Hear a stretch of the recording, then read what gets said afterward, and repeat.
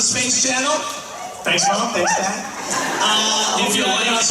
If you like Doctor Who, you can watch it on Space. What? We're here to promote. Self-promo. You having a good expo so far? Last day, home stretch. Some great stuff. Well, I don't want to speak for AJ, but I will.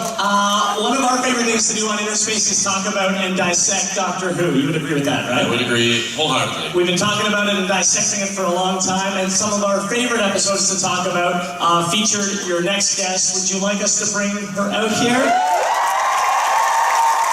She's done a lot of amazing work in film and television and radio and theater, but of course you also know and love her as Donna Noble from Doctor Who. Please welcome Catherine Tate!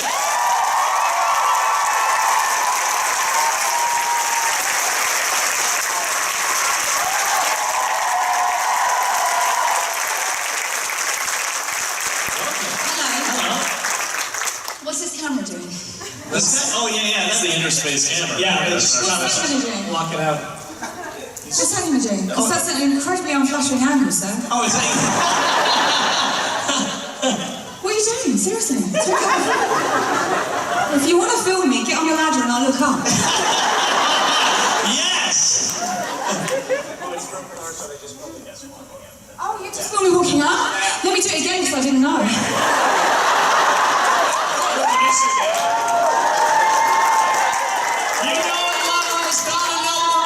Please welcome Catherine Tate!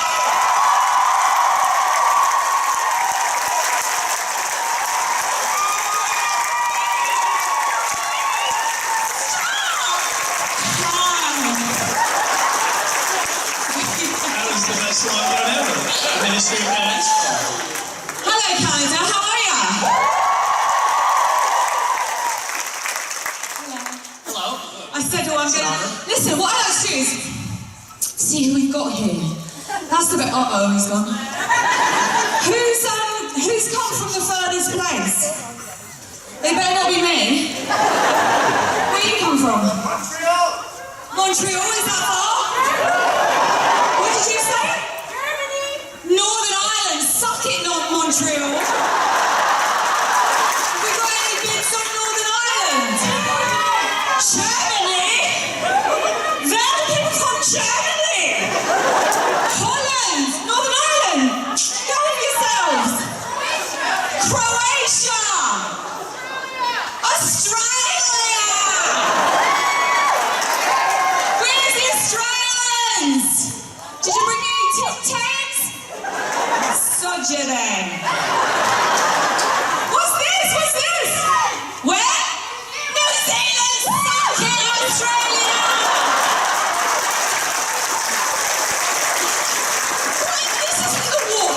Sir? Anyone over here? Mexico! Ecuador!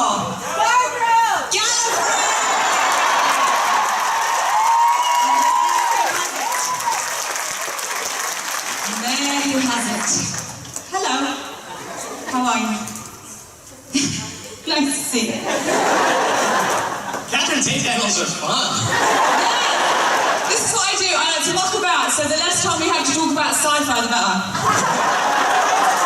And you have a question that we're going to line up right down the middle. Could we You get have the a mic question. here? And we're going to bring Let me the tell mic you over. this. Yeah? Let me tell you this before we start. Working with Table Tenor was great. I've seen John Barrowman's arse. If I was going to travel around with another doctor, it'd be Chris Eccleston, because we probably fight a lot. And that's all I know about space. You know, full disclosure, I don't know about Doctor Who, right? Did you know that? I don't know. I didn't watch the show. And it's about space. And here's the other thing. Ooh, here's how to make a sci-fi crowd turn against you. Never seen Star Wars? People down here have melted. Child of the TARDIS. Oh, you've got one in your tummy. Oh, how lovely. And you've got a slither. Oh, that's what's slithering. Is that a Doctor Who monster? What is it? Oh, Harry Potter. I've never seen that either. That's about people. I don't know, little kid with glasses. Now I'm a frog. Something like that. Congratulations. What does Slytherin sound like? Was that something about Doctor Who? Slovene, see? Something stayed in. Anyway, well, you two, shut up. When you said you'd seen John Barrowman's ass, somebody yelled, "Who hasn't?" Well, it's so true. Oh, it's so true.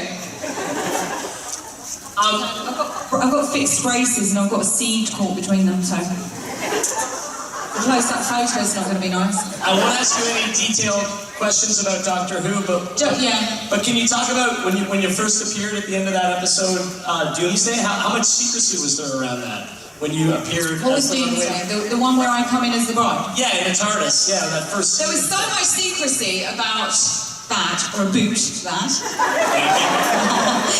There was so much secrecy about that we filmed it in Cardiff, and they didn't book me in as my own name. They didn't book me into the hotel as Catherine Tate. And they said, "We've booked you in as the name Julie Simpson," which was one of the producers on the show. So I was like sworn to secrecy. There was no way anyone was getting my name out of me. So when I go to book into the reception, I say, yeah, I've got a room, and the woman behind the counter, she says, "Oh right, is it in the name of Catherine Tate?" And I go, no, it isn't. And I don't know why you're saying that. So in the end, I had to say yes, because obviously I didn't have any identification as Julie Simpson. But there was so much secrecy about that, and it was the only secret they managed to keep in the whole of Doctor Who, apparently, in our time. Everything else got leaked, but my stuff didn't. But not even by me, so that was good. Hey, yay! Well, it's no secret that the new Doctor is going to be Jodie Whittaker. Yeah. What are your reactions to that casting news? My reaction is, woo! I think it's great. She'll be great. She'll be brilliant, I'm sure. Here's the thing, though. You know what? I do another show. I do a comedy show, and this is why Canada is very, very close to my heart. When I first started doing my show, which is called Catherine Tate Show, imaginative. The Banff Film Festival, which I believe is in Canada, Yes, it is. was the first award I ever got was from the Banff Film Festival, and I got awarded the Best International Film. And it was before anyone in England even thought, didn't even know who she was. And Canada, you were there first, so thank you for that. And my mum, who I was on the phone to today, she said, "Don't forget to thank them." So I'm thanking you. I'm thanking you. Yay! You're like cheerleaders via satellite. Woo! There she goes again.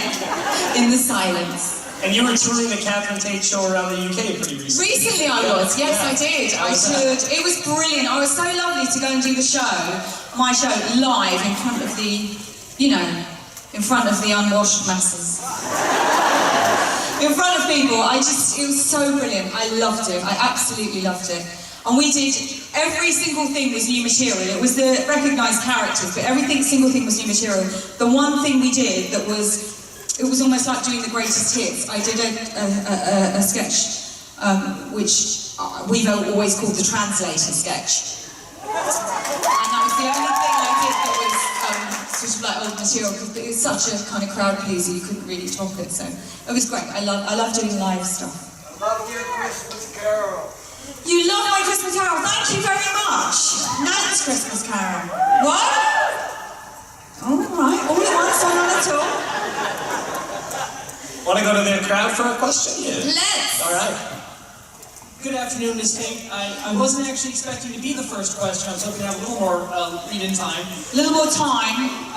But Donna Noble is my favorite companion. Thank you. That's your cue to cheer in about 10 seconds. There it is.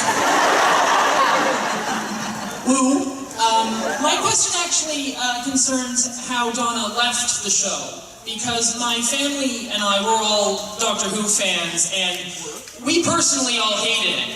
Because it undoes all of her character development over the time she spent with the Doctor. I was just wondering what your feelings on how Donna left the show were. Were you happy with it, or did you think maybe she deserved a little better? Oh no, I was delighted. Listen, anything that Russell T Davies writes would be my pleasure to bring to life. And Donna's story was a tragedy, and I think that's why it's almost especially poignant, because this is a girl who didn't know any better, didn't think she was up to much, and then had no idea of everything she could have been. And I think that was the point of it, was that there's not always happy endings. You know, sometimes it's pretty devastating, although she did come back and win the lottery, so that wasn't too bad.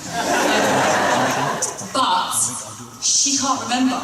And that is Donna's story, and that's Donna's tragedy, I think. So I was delighted with it, because it was a fantastic arc to play. Well, I'm glad someone was. I'm sorry we disappointed you, sir. It was perfect! What's your name, lady? Diana. Goddess of hunting. Hey there. Oh, I wanted to do a joke, but You wanted to do a joke? yeah. Do it! No. Come on, what is it? No, I'm fine. do you have a question then? Yeah, I do. So, first of all, I just wanted to point out that our shoes are very similar, and that's just something I caught. The shoes? Shoes. I know, look at these. 3 gold stripe Adidas shell toe, people. Who my daughter said I'm too old to be wearing. Never, no, I know. But I'm here to embarrass children, absolutely.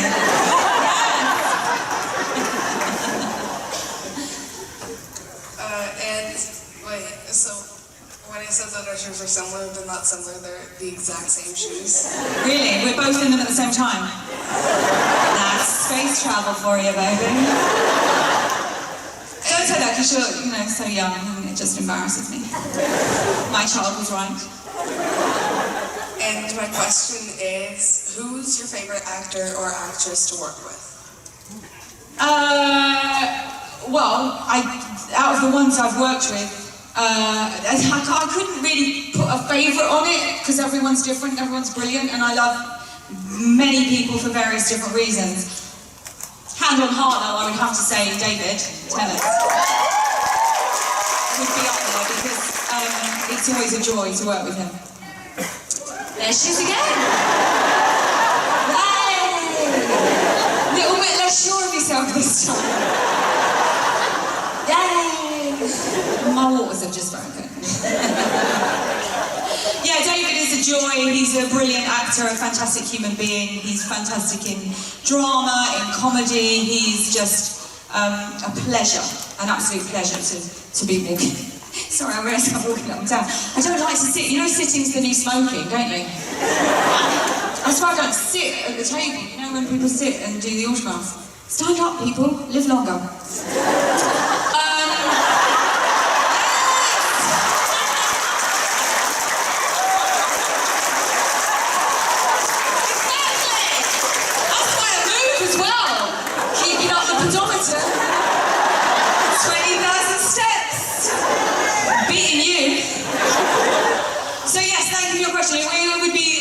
One of the most brilliant people to work with. Also, I'm calling out my sister, and her name is also Diana. Really? Diana! Cool shoes. I love you. Oh no, that's not Diana. What was that? Joanna. Joanna? Oh, close enough. Hello.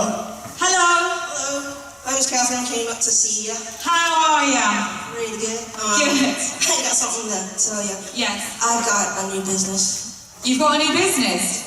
Probably no one else knows what that means, but come on. You gotta explain it first, then. What? Should you explain it I've first? got to... you're on work, love. So, when we were doing Doctor Who, we used to play a game between takes, and it was called I've Got a New Business. And how that would work would be, someone would come up and say, I've got a new business.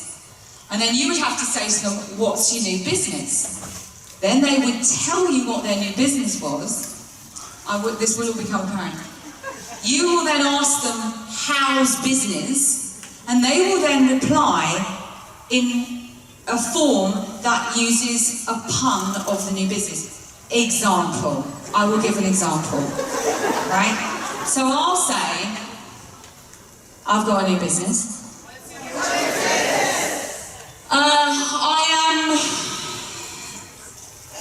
I've got to think of one first. I've got to think of one that's not too rude. No, you've got to be eased in gently. I don't want her having a baby. For example, yes, I've got a new business. I'm making glass. I'm shattered. Okay? It's like that. That's the game. And we used to do that all the time on Doctor Who. And then I carried on doing it in my own show, and in one of the the backstage documentaries of the show, we're doing it. So you've got a new business. I've got a new business. What's your new business? Making stopwatches. Making stopwatches. Yeah. How's business? And it's all about timing.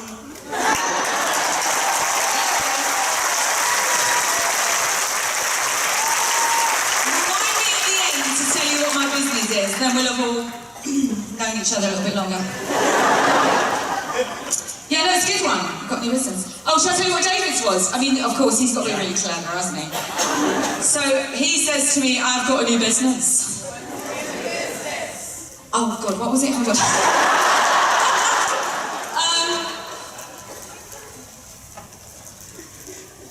Yes, right, start again. I've got a new business. I'm making inflatable balloons. Oh, no, that's not it. Don't play it. I'm making inflatable balloons. No, I'm not finished. I'm trying to. Yes, let me finish. I'm trying to word it right. In fact, yes. I've got a new business. Right. I'm making inflatable balloons. Wait. Of gods. Profits are rising. That was David. Smart. Hello. Hello. Did you want to ask some questions? Sorry. You sure? Is this right? Maybe we'll chime in, but theirs are better than ours. Okay, so I was talking to you yesterday about Much Ado About Nothing, Yes. which is like my favorite thing ever.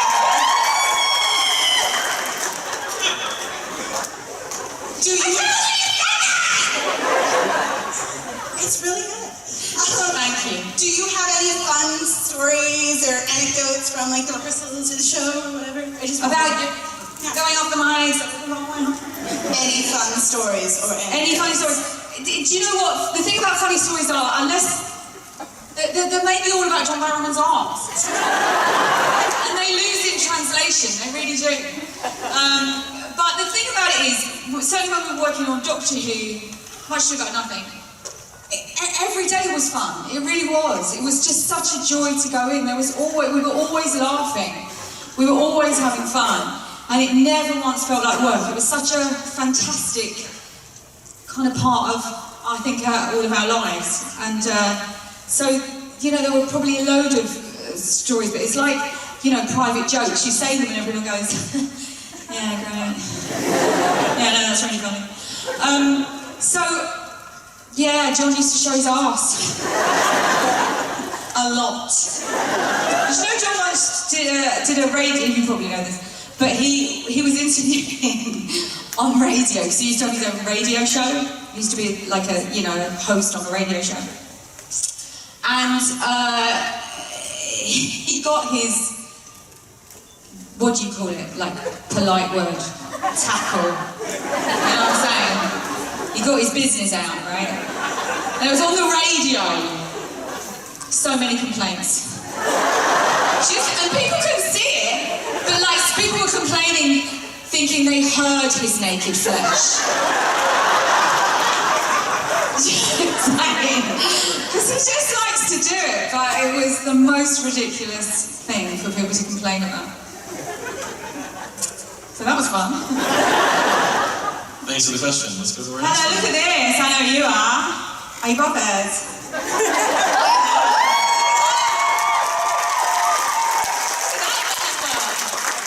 You've changed. What happened? Is it like tag? Is it relay? Hey, so, that's Amanda.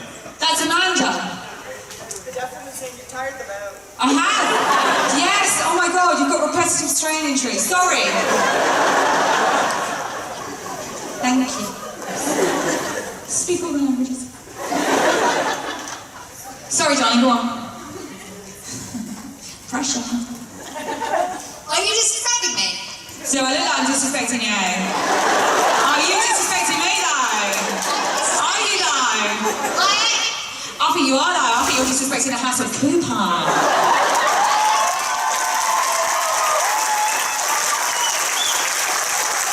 What's your name? Lauren, just kidding. Samantha. Rebecca. Samantha. Samantha! Look at my face, Samantha. Are you looking at my face? Are you looking at my face? Is any part of it bothered? No, it's ain't bothered. Look, face, bothered. Fan Expo, Canada, Toronto.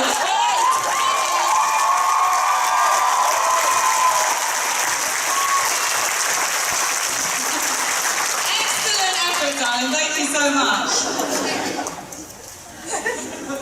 Oh, you've got a question as well. It's better not be about sci-fi.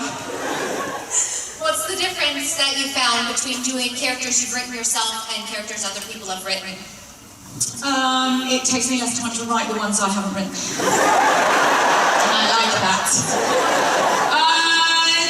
Don't know really. I guess I'm more instinctive about the characters that I've written, but I've been very lucky to play characters written by Shakespeare. Russell T Davies, who is a modern day Shakespeare. And many people that have been, you know, pleasure to bring their characters to life. So, thank you. When you first read Donna on the page, what did you think of her when you met her the first time in script form? I really liked it. So I saw was the Runaway Bride. And the first thing I remember thinking was, God, how are they going to get me up in a spider's web? So, that's the way I think. And then I was thinking, oh God, I hope they let me wear trainers. Because I don't like the running. Hello. Hello. There we go. I was wondering where you got your inspiration for your character Nan. My character Nan, an old lady character that we originally titled Nan, was really just a collection of old ladies, I guess, I knew while growing up. It isn't actually based on my Nan, although my mum is very worried that people think you've got to stop swearing because people think it's Nanny. But they were like the way she sits was like one old lady I used to know. The particular chair she was in was like another. But I actually didn't know anyone who, you know, does that thing that Nan does where she's nice to people to their face and then really not very nice to the backstand. So I'm beginning to think that was just pure me. But yeah, I guess you get inspiration from everywhere. In fact, one of my next characters is going to be someone who cheers 10 seconds after it's appropriate.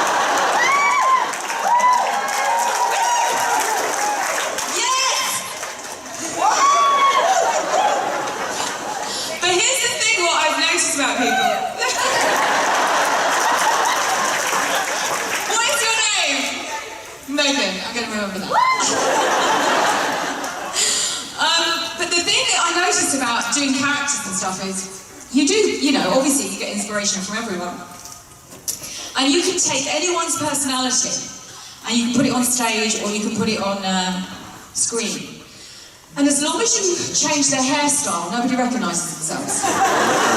Because people recognise themselves from what they look like, not their own characteristics. So like, I've got a character, and they're actually, it's a couple and they really like love each other, and she'll say things like, oh, you won't believe what's happened to me today. Right.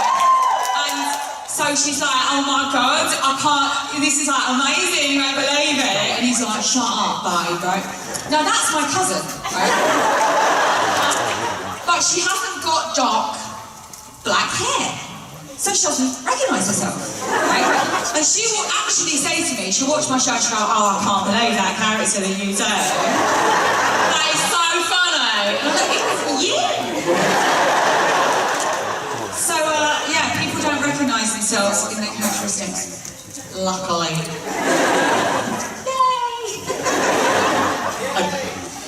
A character that you played that was myself and I'm sure other fans here really loved was Nellie Bertram on The Office. Oh, yeah. What was that character like? How did you come up with her? Oh, well, I love my Nellie. She got rather abrasive. And I used to sometimes have to say, look, really, am I going to say this? And they're like, yeah, it's all right. And I think what it is they're thinking, yeah, sorry, you're British, you can get away with it. We don't want the American characters to say things like that. But oh, it was a joy to do that. Well, it was a joy to be part of such an amazing show, and my experience on it was phenomenal. I absolutely loved it. Well, you are a master of comedy, so could you explain what the difference between the British humor traditional style is compared to the American sense of humor? Because Canadians enjoy both. Well, that's good, and I mean, for me, I think funny is funny. I don't know what American funny is as opposed to British funny. I think if it makes you laugh, it makes you laugh. I think there's much more of a crossover now. Because I think what's happening more and more is there's a real tendency towards the uncomfortable humour, which possibly for America, I don't know, because I don't know what the references is in America. In Britain, it was certainly things like Alan Partridge with Steve Coogan, and obviously Ricky Gervais in The Office, when things became to be a little bit more uncomfortable. Whereas for a huge swathe of time, comedy was always a little bit, hey, everything's okay, and everyone had to learn a lesson and people hugged. And I think probably Seinfeld changed that when they said, we're not hugging and no one's learning a lesson. And that was a good point in comedy. I think that's a good thing. So that's the rule I follow. Never learn a lesson in comedy. It's like, oh, it's so boring.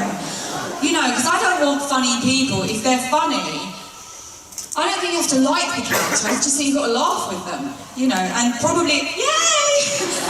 And probably if you are laughing, it means on some level you like them anyway. Whereas I feel sometimes in America there's certainly a tendency to be aware that people can't be too mean, which is I genuinely think why they made the Nellie character say the things she did. But yeah, funny's funny to me, I think. Another question from the floor? Hello. Hi.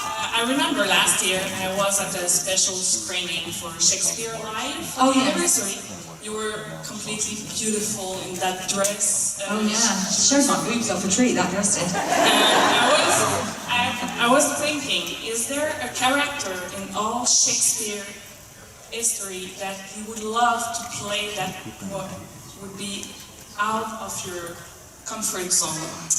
I guess out of my comfort zone would be someone who ran a lot. Henry IV Part 1 on a horse. I don't know really. I'm sure. Listen, there's a real tendency now for what's called cross-casting, where women are playing men's parts, men are playing women's parts. So I'm sure there's a whole plethora of characters in Shakespeare that would be absolutely brilliant to tackle. I don't know, and I kind of think, I don't know yet. Until I see something, I don't know if I'm going to think it's the right thing to do, and I'm not going to wade through the entire works of Shakespeare just to see what takes my fancy. Someone else is going to do that for me, and they go, oh, I think you should play this. But I'm sure there's loads, yeah. Thank you. Thank you, darling. Hi. Hello. My question was about The Office, actually, too. That show is great, and you're amazing in it. Thank you. And it's so funny, I was wondering if there were more moments, like the hilarious on-screen moments behind the scenes, too? Like, what was the cast like? Did you guys put pranks on each other or anything like that? Yeah, I think there's this misunderstanding that we all pull pranks on each other.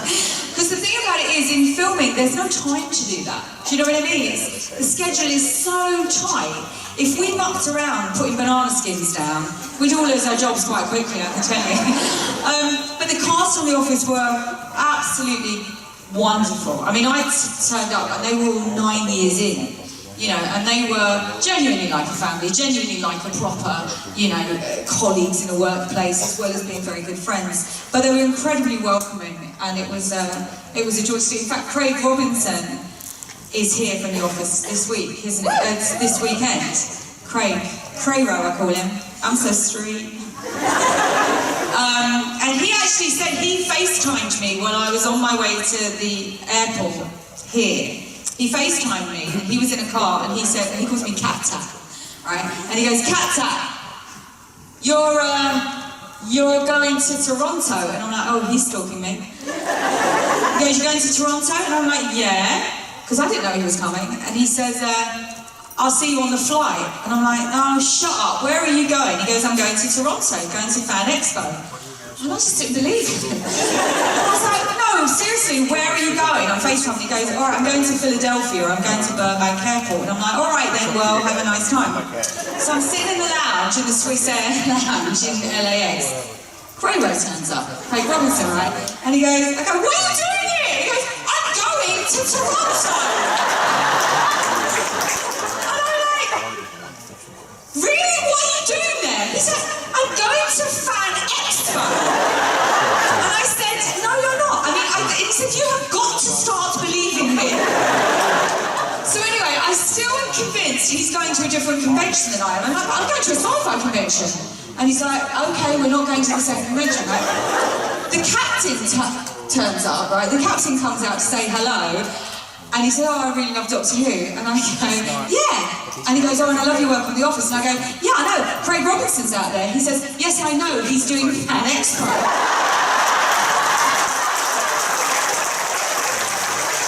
So I go back to Craig and I go, all right, this one time.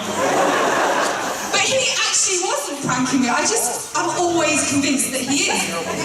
I never believe him. But thank you. Hey! Did you call me Buddy? No, I called him. Oh, I thought you were calling Buddy. I was like, hey, fella, what's going on? Sorry. Oh, hey, buddy. Hey, Buddy. Hey, pal. What's going on? Get a couple beers. Yeah. Go see the hockey game. Let's do it. Yeah.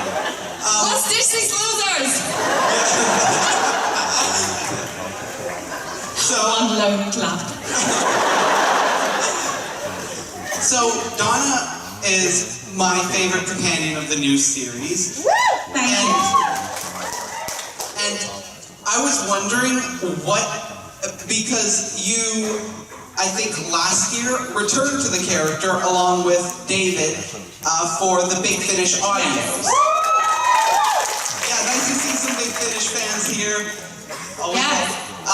What was it like returning to the character, and also what was it like shifting from the visual Doctor Who to the audio?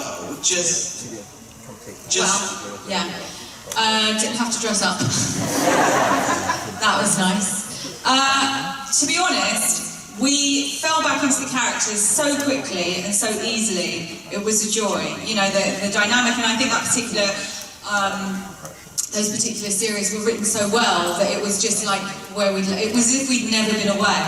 That is also the joy of working with David, but I think the characters are with us, you know, and so it was very, obviously technically it's a lot easier, obviously, because you haven't got to hit any marks, you've not got to be aware of cameras or anything like that, but there's another technical kind of technique, I suppose, you need to follow, and that is to how you can convey all this action and all this characterization just through your voice.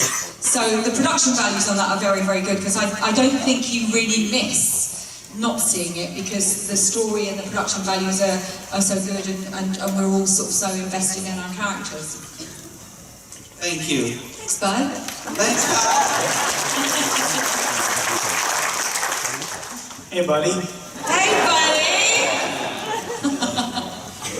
So what I'm wondering is, what is your favorite memory from like on-screen time from anything that you've done? Anything that I've done? Gosh, anything that I've done. Well, I tell you what is probably what extremely memorable is we did a comic. There's a comic relief. Do you get comic relief here, Red Nose Day? You do. We did it. Oh, of course, yes. Because the Queen is your Queen, isn't she? And on your money. All of it. Not even a cent you keep for yourself. You've done right. What? Not all at once. What? You don't have the penny anymore. You don't have to say it as if I'm stupid. She's like, oh my God! The penny! Get it? I'm joking. It's fine. Listen, it's just a joke. Is that me and David on your phone? Cool. What was the question? Memories. What? Red Nose Day, thank you. I did a Lauren sketch, an Emma Roberts sketch with the Prime Minister at the time, Tony Blair. And that was amazing because I actually got to film inside Downing Street, and everyone assumed it was a set because we'd not, because people don't get allowed to film in Downing Street in his house, and I did. So that was really quite a memorable thing. And I'm not really, I'm not particularly sentimental or nostalgic or anything like that, but it did actually make me think, oh, actually that was really quite cool. But everything else I've forgotten, mate. Sorry. There's probably loads of stuff like after every season of everything, I'm like, oh my God, this means so much to me, forgotten. We're so British, we still celebrate Victoria Day. You do, and I don't even know what that is. You're so British. Is that from Queen Victoria? When is it? We don't have that. May 24th. Oh God, we don't have that. We also spell color with a U. Correct. How do you spell favourite? Correct. What do you call the subject where you add stuff up and take away? Incorrect. More than one number. Plural. Maths. Hello. Hi, Catherine. Hello, darling. I wanted to ask, what's your favorite Doctor Who monster? Oh, okay. Because it's not just the Daleks. I didn't know there was more than one. So there are some called the Ood. I actually love the Ood. Because the Ood, honestly, do you know what the Ood was? The Ood used to remind me of my cat. Because they were such gentle souls, the Ood. And they were just like my cat, Tiger. And I loved him so much. I know, don't get me started. He got run over. Oh, no, listen, this is not the end of it. You thought I was taking you down one path, oh, ha ha, and it's funny, isn't she funny? You wait till you hear about my dead cat. Therapy, I know. But you know what I really think? Oh, here we go, Canada. Singing to myself. Do you know what, when pets die, I don't think people realise how much it affects them.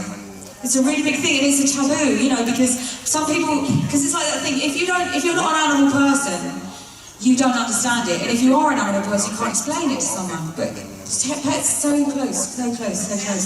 Totally. Anyway, sorry, I digress. What was it? Something about Doctor Who? Oh yeah, no, the Ood, with their spaghetti vomiting man. The Ood, and there was these other ones called the not Sultanas, something like that. Sontarans, yes. So here's the thing about the Sontarans. It takes about 10 days to film an episode, right? We're filming with these Sontarans, right? About 7 days in, I don't realise there's someone in it. I thought they ran on electricity, right? But it's sort of, short actors in this thing, And once, for 7 days, I was just thinking they were like robot things. And then, they call, that's a rat. One of the heads opens and up pops someone and he died. And it was quite embarrassing as well to think there had actually been people in there and I didn't know. But yeah, the potato head ones, aren't they? Yeah. So I'd say the ood and the sometimes. Thank you, darling. Thank you. We do have time for just a couple more questions. Go for it. Hi, Catherine, big fan. Hello, darling. Thank you. So, if you could step into the shoes of Donna Noble again on the upcoming season of Doctor Who, how do you think she would react to meeting the newest incarnation of the Doctor? Well, she wouldn't know who she was, would she? Memory loss aside. You what? Memory loss aside. Oh, memory loss. Memory loss aside. She would die. Wouldn't she? She'd die. She's like, oh, the new Doctor. Oh, my head hurts.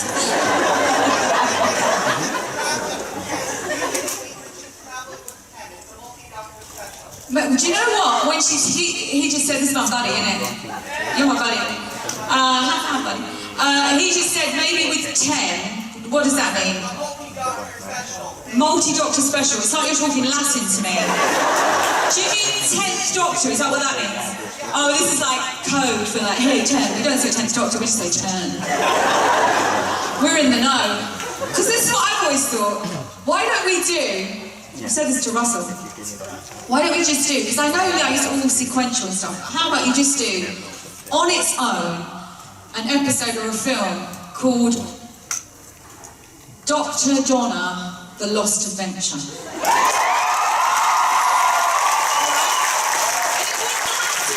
it wouldn't have to be now, it was just The Lost Adventure. It was just when he was in the face of David Tennant and Donna was his companion.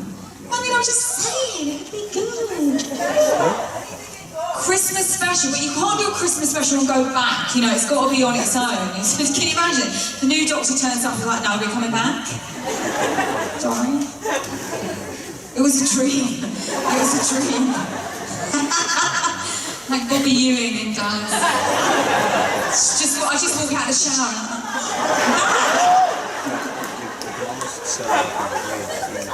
The Doctor of Christmas Past. Oh, it's all happening here. Look at this. A hub of creativity. Thank you, darling. You and your baby are going to have to come with me to every Q&A. Yay! You're my family now. All right, last question. Hello. Hello, darling. Are you a Donna? You're a Donna! Come up, darling! What's your name? Casey. Casey? Let's have a round of applause for Casey. Look at what we're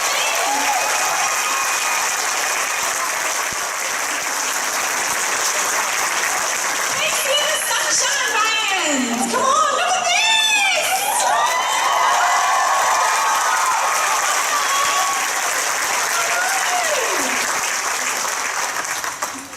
What's your question, John? Out of all the Doctor Who episodes that you weren't in, which one would you like to be in? Well, that would be easier to answer if I'd ever seen any of them. So, I mean, I can barely remember the ones I am in. Right. The one with the Dalek. Listen, I can't bluff it. I've never seen any. Is there one? Hold on a minute. Is there one? Some statues and they blink or something. Yeah, that's a good one. Oh, I wasn't in that, was I? No. So don't blink. That was the one. Oh, blink. But you're not supposed to blink. So it's called Blink, but except don't blink.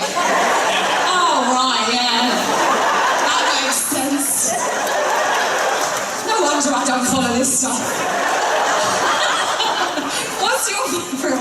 it's turning into a riot. What's your favourite one? I don't know. Good. That's what I like. Pull up a chair by me, love. But you know what? I can tell you what the favourite episode I was in, hands down, was Turn Left.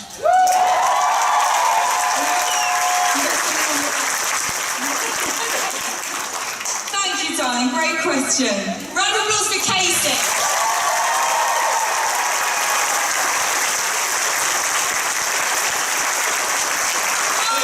Give the applause going for Catherine Tate.